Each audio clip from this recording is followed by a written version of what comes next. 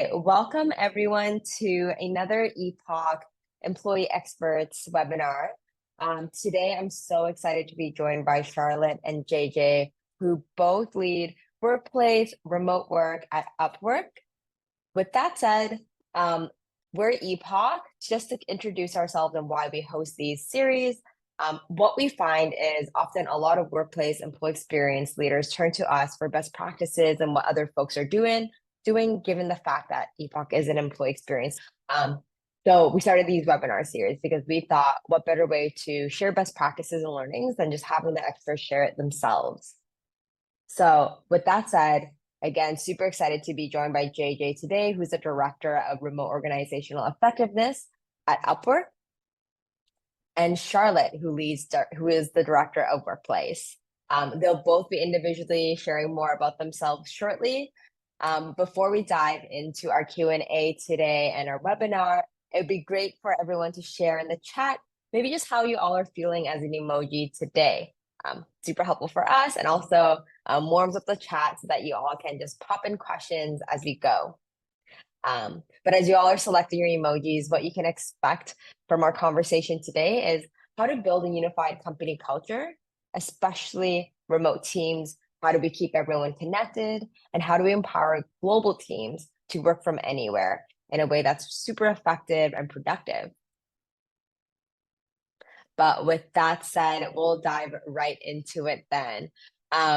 Yeah, I guess maybe we'll start with you, Charlotte. It'd be great to hear an introduction, and then JJ, just a bit about yourselves and your background experiences and why you're excited for today's conversation. Yeah, thank you so much, Jade. I'm super excited to be having this conversation because, like you said, I find so much value from chatting with other leaders in this space. So I hope it can be very interactive and look forward to hearing some of your guys' ideas in the chat and Q&A as well, and having a really good discussion. I lead workplace at Upwork, which is a really interesting field to be in today. It's so much more than just the physical spaces that we work in, which is, of course, a big component of that. But it's a much more strategic role today than it was in the past, where you have to take into account a lot of different factors about your workforce and your company's goals and how your organization works, and make sure that the work environments that you're providing for your employees are really in line with those goals. So my team leads a lot of different things at Upwork, and I'm excited to chat about those today. Awesome. Thanks, Charlotte. JJ, over to you. Yeah, so I'm also pretty excited to talk about this topic. It's something that I'm very passionate about. And Charlotte and I actually worked really closely together on it, which is why it's fun to be having this conversation together. My background is varied. For many years, I didn't want to work in an office, and so I hacked together a remote first career for myself and ended up becoming a remote work expert just in time for a pandemic to hit. And so quickly transitioned into trying to figure out how to consult with companies to work effectively remotely, which has brought me to Upwork, a mature company that has gone through its remote transition and is now kind of formalizing all of the processes that we need to work really well remotely. And it's a great place to be for somebody with my background and experience. I'm really getting to battle test a lot of my ideas and my theories. And so it's very exciting work to do, and I love to talk about it. Awesome. Well, I think a great way to start things off is for everyone here. Upwork is a remote first company with offices. So maybe a question first for Charlotte and then JJ, just trying to understand what does the workplace experience mean for Upwork? And then JJ, if you could tackle what remote organization effectiveness means. Yeah, definitely. And I think they definitely go hand in hand, which is why JJ and I are always hip to hip on a lot of initiatives. And she's been an amazing partner. But I would say for Upwork, the workplace experience, like I said, it's holistic. It's every part of a team member's day. And being remote first means that most people are remote most of the time. And so we really try to solve for that experience first. And we conceive of our offices as just one resource within our workplace ecosystem that's available to team members and really heavily utilized for in-person get-togethers and those moments that distributed teams come together and meet in person and then disperse to work remotely and asynchronously. We also offer on-demand access to flexible workspace for our distributed team members to have a physical workspace resource to go to should they need it. And that's been a really great part of our work environment ecosystem because different folks have different needs on different days. And so maybe you have a need for a conference room with a whiteboard or a video camera, a setup that's a little bit more private or sophisticated than your home office. But we're really proud to offer a great suite of resources for folks to work from home, to work from a third space, or to work from an office. So we really try to think of our environment as an ecosystem of pieces that work together. Awesome. Yeah, I love that approach. It's something that I really respond to well, because with the remote first team that is distributed around the world, you will have people with different opportunities and different ways that they interact with each other, whether it's physically or distributed. You'll have people who never meet. And I have actually colleagues that I've never met in the past, and I'm excited to meet them one day face to face in physical space, but we've worked together very effectively nonetheless. And so what I love about Upwork's approach is that, Charlotte has really considered all of these different experiences and the different ways that we can interact. What does it actually mean? Or are we making sure that we're providing an experience for everyone, no matter where they happen to be located or how they prefer to work or how their team is structured? And I really appreciate that. Another couple of things to think about is, how is the office designed? Is the office designed in a way that people are able to participate in things that are happening in it? Is there an option to have a hybrid meeting and a hybrid interaction, which is something that Charlotte is really dedicated to setting up? And then the fact that people can access co-working spaces and get together and have meetups outside and find their own ways to interact and get together. All of that is really key when we think about the geographic limitations that block us from seeing one another. I think it all is underpinned by this idea that we work together really well remotely. That is great and that is fine, but there's this thing that happens when we get together in person that is magic. That's just something a little bit more, like you're using all 5 of your senses, you're physically there in the moment, you're like, things maybe are a little awkward, you see people from the shoulders down. And I think we need to, as much as possible, empower that and make that possible for people who are interested in having that experience. Totally. And I guess one thing as well that a lot of people wonder is what part of the organization do both your roles fall under? Because I think that often dictates your priorities and the challenges that you have to tackle. Yeah, my role sits under the CFO organization, which is, I think, a really great place for us to be, because increasingly, like I said, workplace leaders need to be very strategic and be thinking about long-term cost efficiencies and also building budgets and programs for things that are much more sophisticated, I think, than we've had to tackle in the past when things are a little bit more formulaic. Now we have a lot of different metrics that we need to track. We have a lot of more budget considerations for things like in-person get-togethers. Like JJ said, we think those are so important, but you have to enable them and you have to have a supporting system and framework that's really strong in order to make that a reality for distributed teams. And so sitting under in the finance organization has been really helpful for me to continue to develop those skills as a leader and make sure that I'm thinking about the different considerations that come into play from the finance side of the house. But I have in the past reported into the HR side of the house as well. So I have a really strong understanding of how that part of the business operates. Yeah, super interesting. Yeah, to talk about where my role sits, I also need to talk a little bit about what we do, because really it's more like pure play organizational effectiveness. And so what that means, the way that I interpret that, is that it's involved in setting up the systems and the processes and the tools that we need to effectively collaborate and do our work well. So my role in my team sits in HR, but it's super cross-functional and highly, highly cross-functional. So I collaborate very heavily with Charlotte. I collaborate with internal communications quite a bit, collaborate with other teams in HR, and then with every part of the organization, right, to just make sure that I'm representing the team well and understanding all the use cases. And so a lot of the process that we've had to go through is actually being very clear about the swim lanes. Who does what? Who's responsible for which type of communication, which type of interaction with the team. So for that, even though I work in HR, I need to constantly be aware of where my intersection points are and where my boundaries are. It's been a big part of the work, actually, is just defining the work in the first place. That's awesome to hear. And I think that leads us nicely to just like maybe even putting more granular of like kind of both of your roles. Like when you're thinking about launching a new culture or program, what is that process that you both typically follow? Like being mindful of change fatigue and just preparing the team for those like new policies or programs with Charlotte and JJ, I'm sure you both are like super familiar with.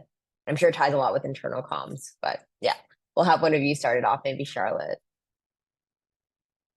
Yeah, great question. It's so important, right? I think especially in the remote environment, having really explicit, transparent communication so that people understand the landscape and as much as possible can understand, if there is a change, make sure that it's grounded in your values, your company's goals, that there's a really clear reason behind why you're doing what you're doing. It's especially important when it comes to something that's as sensitive as like a workplace policy, a return to office policy, right? You need to make sure that you are giving yourself plenty of time to set up your policy, to think through it, make sure it's data driven, make sure it's tied to, like I said, your company's culture and values and what you work on and what you're trying to achieve. And then being in lockstep with other cross-functional internal partners, like you said, internal comms, definitely JJ's team, remote org effectiveness, and others in the people organization. So typically, at Upwork, it's a very collaborative process, and we go through multiple rounds of review and feedback and try to be as inclusive as possible in that process and make sure we're getting a lot of different perspectives to generate buy-in and make sure we have the best possible product to ship. Yeah, I've seen this done a couple of different ways at different companies, and Upwork is the most collaborative and sort of like comprehensively reviewed process that I've seen, which means that when things are shipped to the company, they're generally very well considered, very well vetted. They do take into account as many experiences as possible. Other companies I've seen will ship something and then iterate on it, which is another model. But what happens after you ship it is the next sort of phase, right? Like no matter how well considered something is and how much you've changed hearts and mind and convinced people that they want to do it, actually getting them to do it is the next part, right? So then you have to really start to think about behavior management, organizational behavior influencing, and how do we create the small changes that are possible to start creating habits and pathways that encourage the patterns of behavior that we want to create.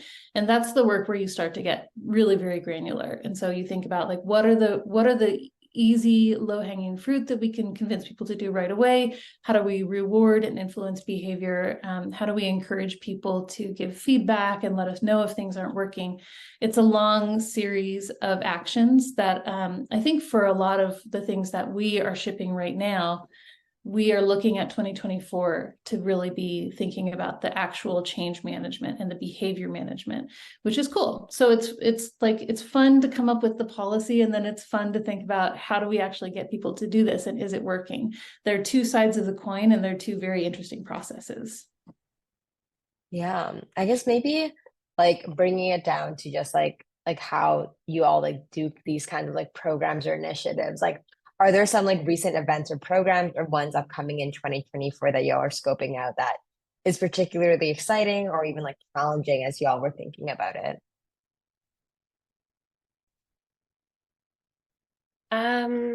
I'm happy to take a first stab at that. I think one of the big initiatives that we're shipping out, or that's already been shipped out actually recently, is a new approach to mapping out our in-person gatherings for the next fiscal year for 2024.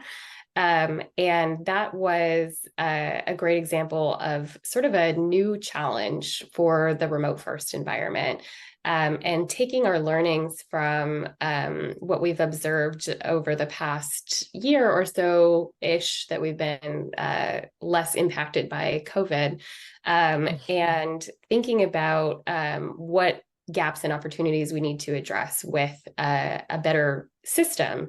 And so really trying to think of that program so that we can guide leaders to be thinking ahead about their in-person gatherings and making sure that they are planning for them in the annual budget. It's such an important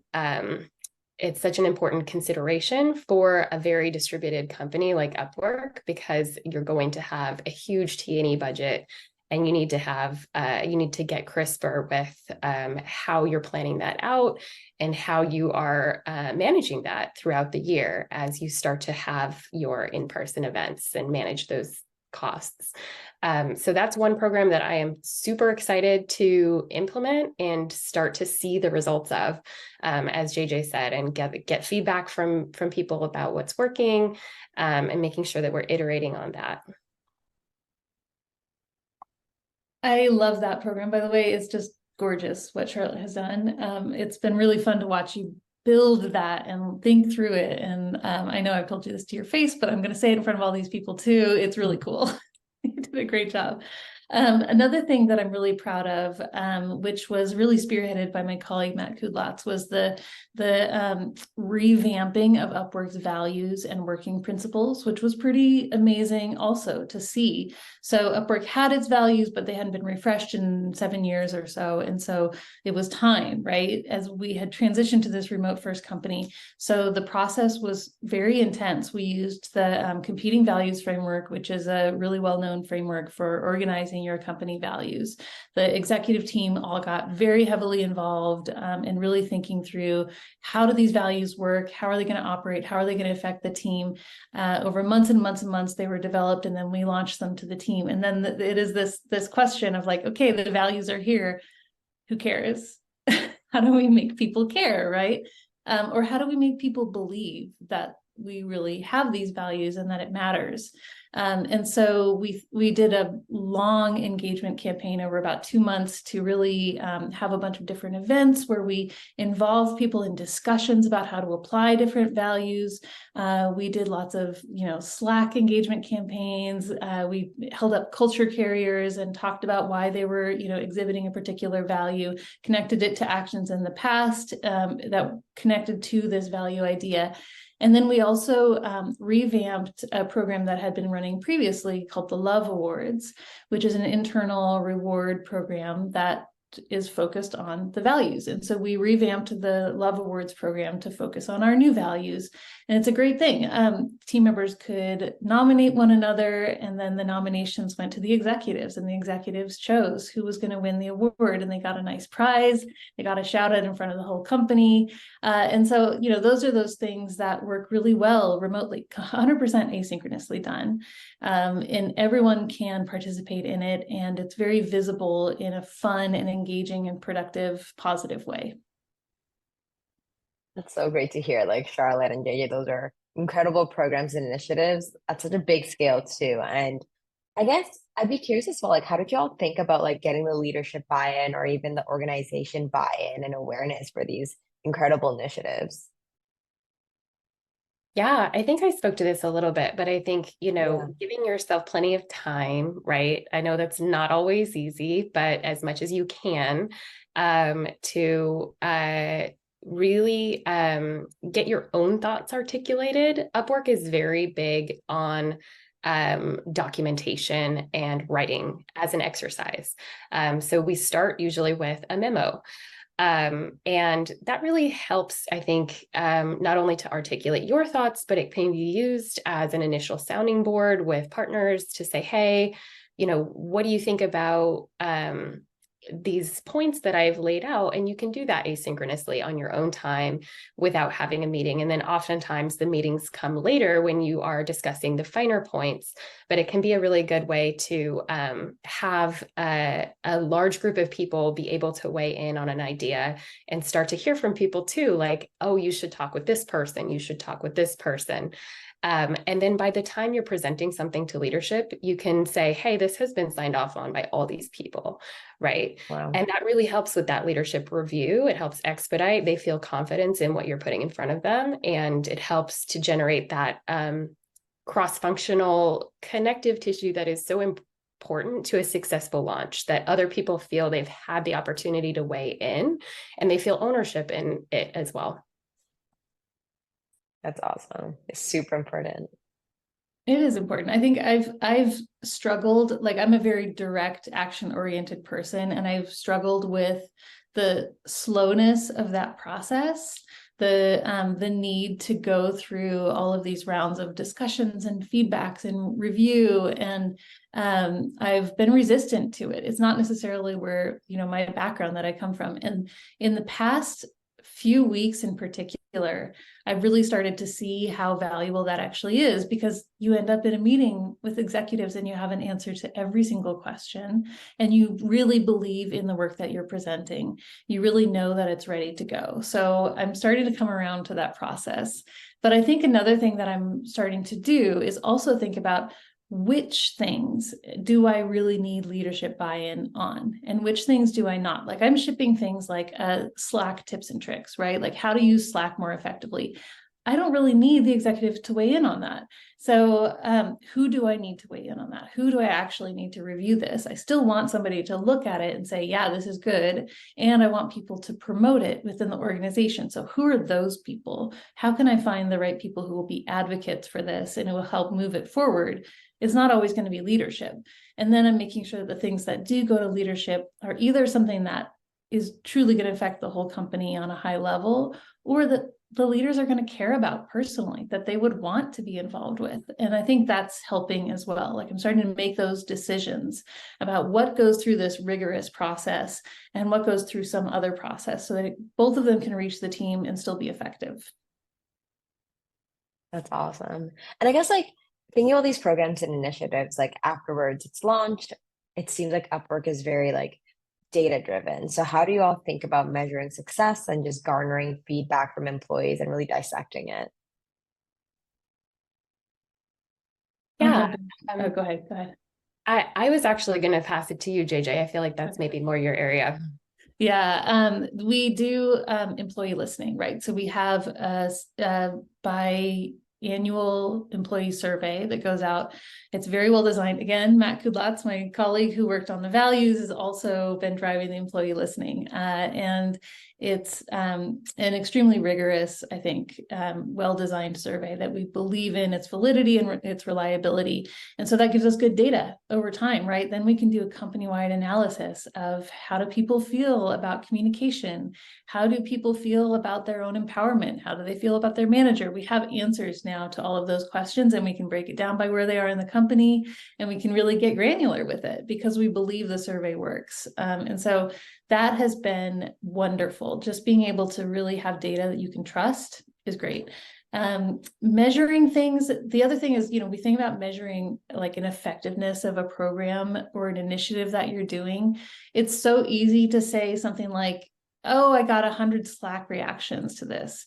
That was a success, right? And that's participation. And we try to steer away from participation. Sometimes participation is right, but often it's a leading indicator and not a lagging indicator. What's the outcome that you actually want to reach from this that participation would feed into, possibly? So you really need to think through, what is it that you're trying to do? What problem are you trying to solve? And is there any way to measure that at all?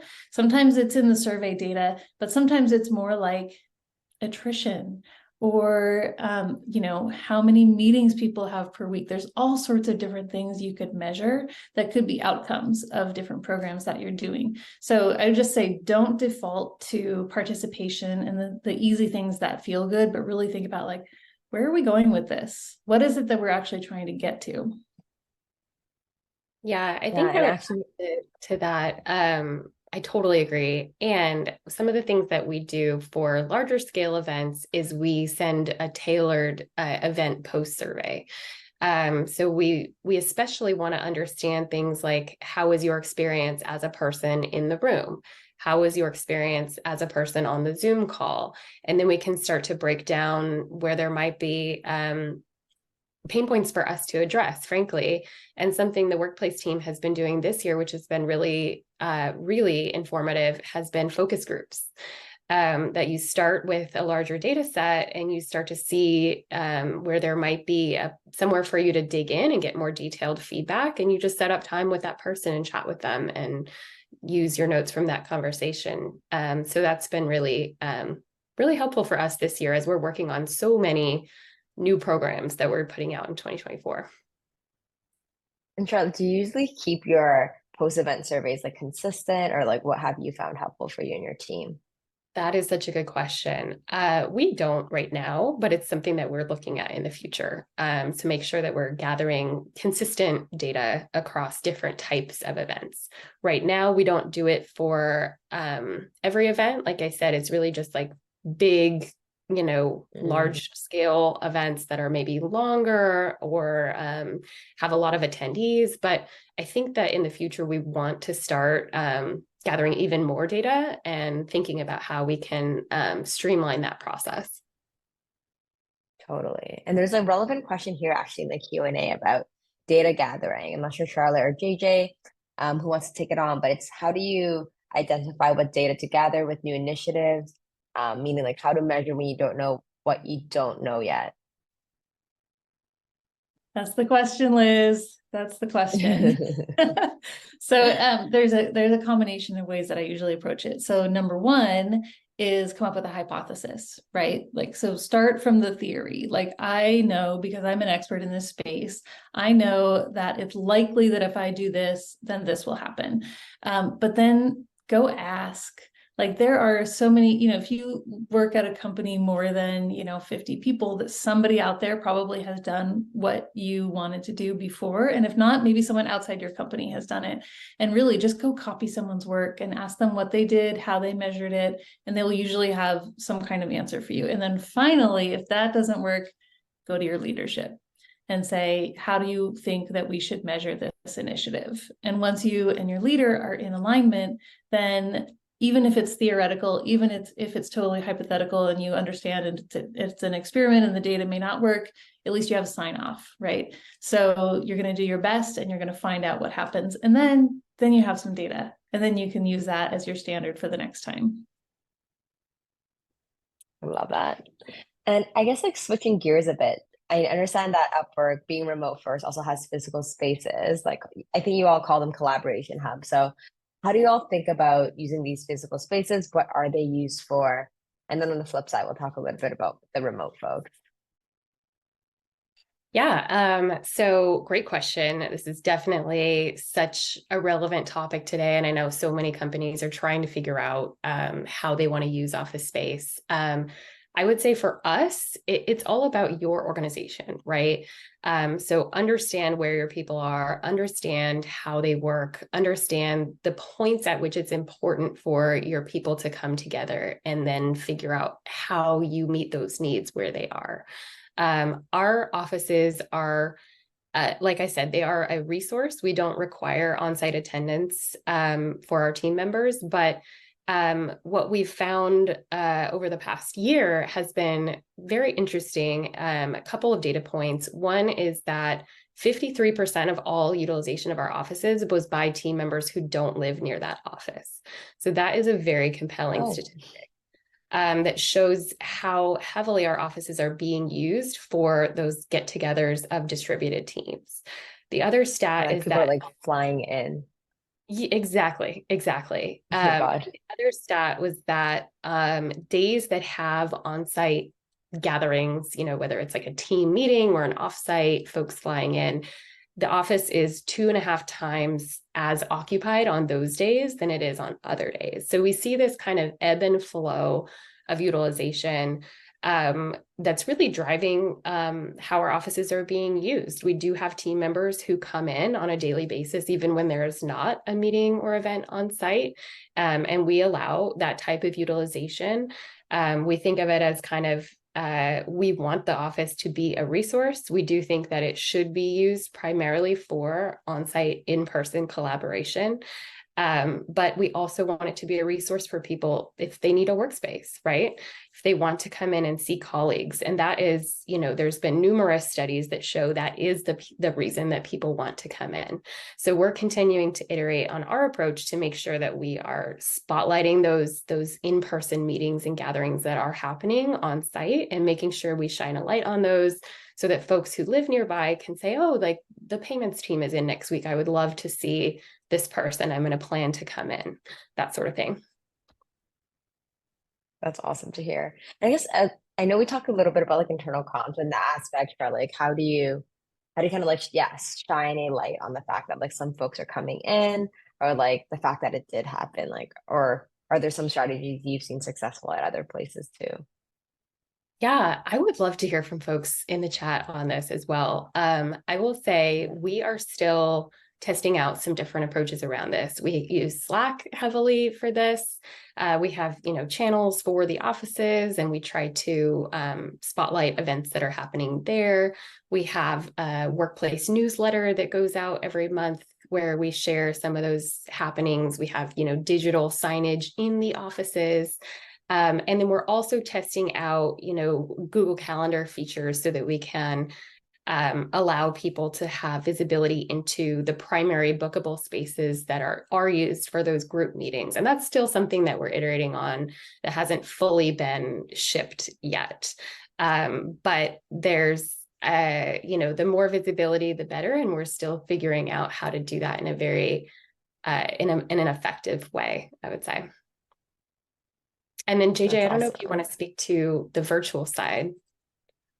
Yeah. Well, the virtual side, I mean, it's like if we talk about sharing what people are doing in the office and we talk about sharing it in the virtual side, then it gets a little funky, right? Because there's the distributed team who's not there. And then there are the people who live near the office and were able to pop in for lunch. And so I think it's the way I always think about that is yes, absolutely do it. There's nothing more fun than seeing a photo of your colleagues getting together, hopefully wearing their swag, but limit it to the right channels and make sure that there is enough activity happening in other ways so that that doesn't become the dominant form of communication, right? That's not the only thing that you're seeing celebrated or recognized. So making sure that we're doing lots of other things to balance that out, I think is the right dynamic for that. How are we doing the daily shout outs? How are we keeping the engagement channels running so that photos of people having fun in the office is only one thing that we see? Yeah, and I would actually piggyback because I'm so glad you said that, JJ. I totally agree. And with the environment that we've set up where people can access flexible space on demand in wherever they are, we have a Slack channel internally that is used for people to try to sync up locally. And we actually have a program that we call Meetup, where people can expense money to go have lunch together or go grab a drink together if they don't live near an office. And so it's a pretty active channel, and it's awesome to see, like, it'll be like these two people met up in Miami or these two met up at a WeWork in Philadelphia. And so that's, I think, such an important counterbalance to the in-office culture. You have to be able to facilitate those moments for people who don't live near an office, however you can. Yeah, and I think for a lot of us, like a lot of companies don't have an office, but they do conferences and events, right? So the same kind of thing applies there. Like people who go to the conference get the swag, right? They get the photo, they get the moment, they get whatever it is. And so making sure that is provided to everyone. I love this meetup program. I think it's fantastic. And I recommend all companies should do something like this. I've seen it done multiple times at different companies. And it's such a cool thing to do, to just allow people to figure it out themselves, give them a little bit of money and let them go have coffee together. It's so easy. I love that. And everyone, I know we have around like 10 more minutes left. So if you have questions or comments for JJ and Charlotte, feel free to put in the Q&A. I know we have one right now as well that we'll get to. But just to wrap up, just like two more questions for you both. Like I know we talked about in person and being remote first. Like how do you all think about like hybrid efficacy? Is that something Upwork thinks about or yeah, has to tackle on? Heavily, yes, it's super important for us. That's something that my team is really focused on.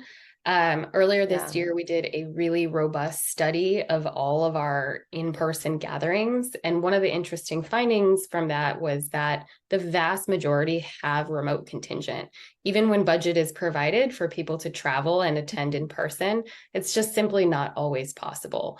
And so realistically, most in-person meetings are going to be hybrid meetings.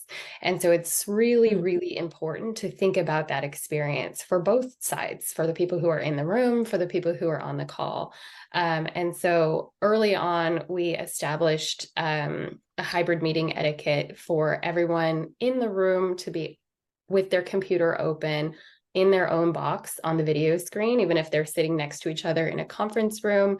The way they show up on the Zoom call is as if everyone is at home, because everyone's in their own box and you don't deal with issues with sound or visibility for folks to hear what's going on in the room. So that's been a great equalizer, but it doesn't work for every single meeting. And so one of the things that my team is developing is a much more robust set of guidance that breaks it down by meeting size, meeting activities. If you have a full day offsite, how do you think about setting up different segments of that offsite optimally with the technology and the furniture configurations in the room? And there's so much exciting stuff happening in this field in terms of furniture that's being developed, technology that's being developed.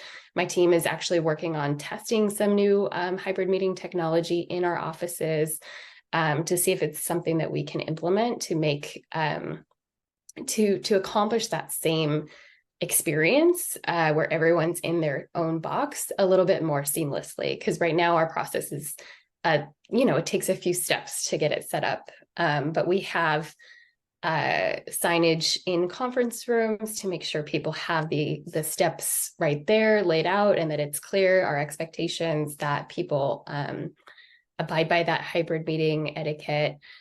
For large events, this is also super important. And I mentioned focus groups earlier. We've been doing focus groups with event organizers to see how people within Upwork are doing this well and what we could take away from that and share back with the company in our meeting toolkit.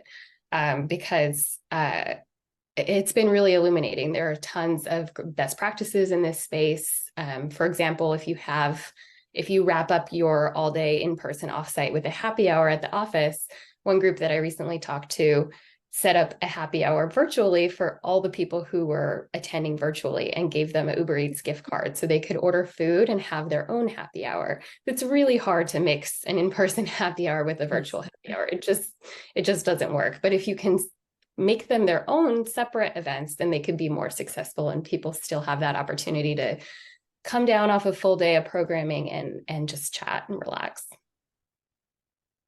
That's awesome. Thank you so much for sharing, Charlotte. And then, yeah, JJ. I just want to quickly dig into actually the comment that Chang posted in the chat, which is some organizations are not allowing staff to run hybrid meetings. It's either all online or all in person. How do we think we can tackle that? And I think this is a really good question because it doesn't necessarily matter if you're making rules about everyone has to be in the office or everyone has to be virtual or we do hybrid this way or we do that way. If you're not excellent at just having a good meeting, all of this goes by the wayside if you don't have a good meeting culture. And so aside from the offsites, right, like just our day-to-day meetings, if we don't run them extremely well, then it hardly matters where we're running them or how. In the remote environment, meetings can just be awful. They can be bears, they can take over our whole lives. And so it's really less about should it all be this way and all that way? Should it be pure? Should it be hybrid? And it's more about how do we make sure that we're making the best use of everybody's time who is dialing in or not to this crazy meeting. And I think the more we think about that, the more we're going to not have to worry about what these rules are, and more we're focusing on experience. That's awesome. I know, yeah, super top of mind for both. And with that, maybe we'll tackle some Q&A. How does that sound, Charlotte and JJ? Because yeah, we have some really great ones here. Katie, thanks for putting in a question. So Katie here says, I'm an L&D pro and love supporting workplace culture and DEI work. I'm curious how / if you partner with L&D partners when developing, launching, and iterating on your initiatives. Can I grab that one, Charlotte? So hi, Katie. We do not have L&D partners, first of all. We have an L&D team. And actually, my philosophy about organizational effectiveness is that learning and development is part of it, because knowledge management is a key part of organizational effectiveness, especially in the remote space. It's all about how we make sure that people have the information and the knowledge that they need, or the access to the information to build that knowledge and skill. And that has to work for remote companies to work. So I actually do oversee the learning and development team as well as the remote org effectiveness team. And we're kind of all one comprehensive big team together. So that doesn't mean that I'm the only person shipping initiatives at the company. And we do support everyone in the company, all teams that are developing and launching initiatives. But we do try to make sure that that's always a focus, that we're always providing as much learning support as we can, and making sure that we have a comprehensive view of and strategy for how we're managing knowledge for the entire company, making sure that it's consistent, it makes sense, and people know how to access it. Love that. Super great to hear that. And yeah, it's so awesome, JJ, that you happen to also like lead both of those functions and have that view. And with that, just two more questions here. So for Terry Marie, what would you focus on if the staff was between 200 and 250? It's been a challenge to try and respond to staff feedback when they're coming from much larger orgs, and how to stretch where we are so we meet in the middle in terms of what we can offer along these lines. I'll jump in on that one. I love this question because, like I said, I'm big into tailoring solutions for your organization and setting clear expectations about what you can deliver with the resources you have, right? I think what I would say is, for an organization of that size, I don't know how you guys are distributed, but it could be possible to do like a really cool all company in-person event. If that's within your budget. There are also, solutions that you could explore. I know, maybe you're not at the size where you need like an enterprise agreement with flex co-working space options available on demand, but there are, packages that you could explore and offer to teams, if they are in need of flex space wherever, they are, so that you can sort of give folks self-serve resources that don't require a lot of support and hand-holding through the process, but you're still offering something that hopefully would be beneficial for them. Totally. And with that, yes, thank you, Charlotte. And yes, last question. I think this is a great one to wrap up on as well. Do you both have any resources around meeting best practices to share after this session? I think, yeah, I remember we linked a few, so I'm not sure, JJ, Charlotte, you want to drop any before we also send it over to everyone. I'm a huge nerd about meetings, and so I absolutely have some that are posted publicly. We're developing our own. We're going really hard on the meeting toolkits internally at Upwork, and so I hope one day we can publish those externally. But I can share some links in the chat, which I'll drop in right now, that are from my previous company, GitLab. And it covers how meetings were done at that company, which I think is a great model. You'll probably want to take these and adapt them for your own team. But I found them to be very, very helpful resources to start from. With that, I know we're hitting time. So Charlotte, JJ, any like parting words or thoughts for the group here as we wrap up? Maybe Charlotte, we'll start with you and then JJ. Yeah, I would just say, like, thank you for being here. It's such an important conversation, and there's so much going on. It can feel really overwhelming to work in this space right now, to try to figure out answers to all these really nebulous questions about, workplace and team member experience in this new reality. So I would just say, keep networking, keep learning from your peers. I go on LinkedIn all the time for inspiration too. And, we're here with you. We're all in this together. Yeah, 1,000%. We are definitely all in it together. And the more you can connect with people and learn from what your peers are doing, the better and more confident you'll feel, partly just because you'll learn that we're all learning and we're all experimenting. Another thing that's been very helpful for me to do is to study organizational behavior and organizational psychology. There's a lot of information out there about what makes a great team and what makes a great culture. It does exist. There is a body of research around it that I didn't really ever know existed. And so that's been helpful for me to be able to put some scientific terms behind what I do. So if you're lost, go to the textbooks. They exist. And JJ and Charlotte, how can people contact and find you after if they have any questions? I'm on LinkedIn. It's Jessica Reeder. I'll put it in the chat. Same. I would say LinkedIn. Okay, then with that, I'll wrap us up. Thank you so much, Charlotte and JJ, for today's incredible session. We dug into so much. Everyone's so engaged and had so many questions to ask, which I think really demonstrates how many things are changing within the space. But with that, thank you everyone for joining us today. We're Epoch, and if you all have any questions or want to get connected with any folks that we work with, please feel free to reach out. We're always here for you. But I hope everyone has a great week ahead. And JJ, Charlotte, thank you again so much. Thank you. It was a great session. Thanks, Jade. Okay, bye everyone.